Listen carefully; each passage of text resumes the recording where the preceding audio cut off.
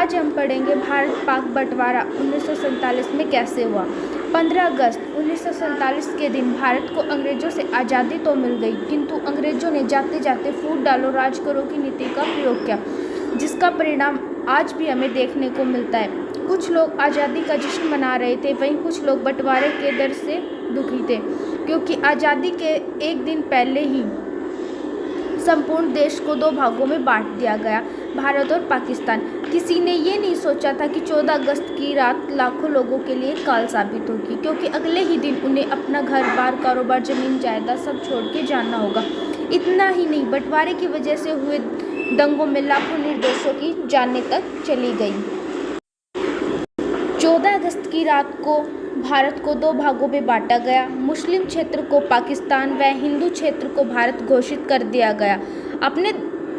अपने धर्म के आधार पर लोगों को अपना अपना देश चुनना पड़ा। लगभग 1 करोड़ लोगों को अपना घर छोड़कर जाना पड़ा और 1 लाख से ज़्यादा लोगों को मौत के घाट उतार दिया गया। आज़ादी के पहले जो भाई भाई बनकर रह रहे थे, वहीं आज़ादी के बाद एक दूसरे के जाने दुश्मन बन गए। 72,26,000 मुसलमान भारत छोड़ पाकिस्तान चले गए, वहीं दूसरी ओर 72,49,000 हिंदू और सिख पाक छोड़ भारत आ गए।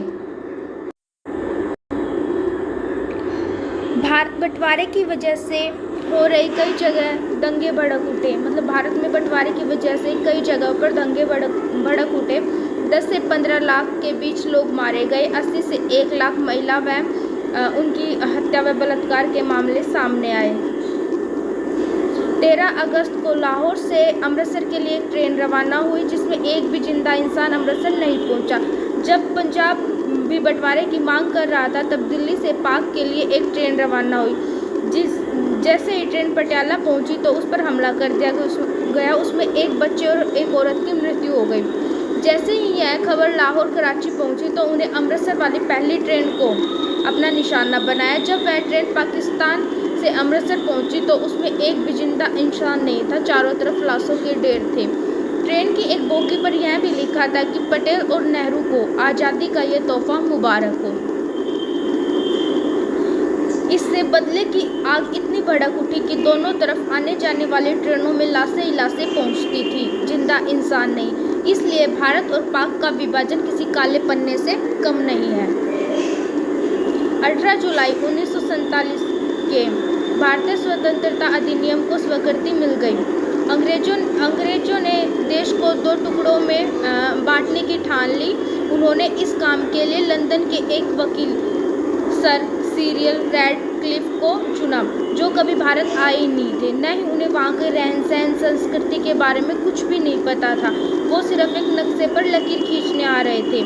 अंग्रेजों ने फूट डालो और राज करो की नीति के तहत 1906 में एक मुस्लिम लीग की स्थापना कर लीग को मान्यता दे दी थी। मोहम्मद अली जिन्ना मुस्लिम लीग के प्रमुख नेता थे। उनकी इच्छा थी कि उन्हें एक अलग देश मिले, दे दिया जाए। अंग्रेजों ने भारत को आज़ाद तो कर दिया था, लेकिन जाते जाते उन्होंने उसे 2 भागों में बांटने की ठान ली थी। उसने एक अलग राष्ट्र बना दिया था, पाकिस्तान। भारत और पाकिस्तान को एक ही दिन आज़ादी मिली थी, लेकिन भारत 15 अगस्त 1947 को और पाकिस्तान 14 अगस्त 1947 को अपनी आज़ादी का दिन बनाते हैं। दोनों देशों के बीच सीमा रेखा का निर्धारण 17 अगस्त 1947 को किया गया। बंटवारे के समय जनधन को लेकर ऑफिस, कॉपी, पेन, पेंसिल, कुर्सी, टेबल सभी का बंटवारा हुआ।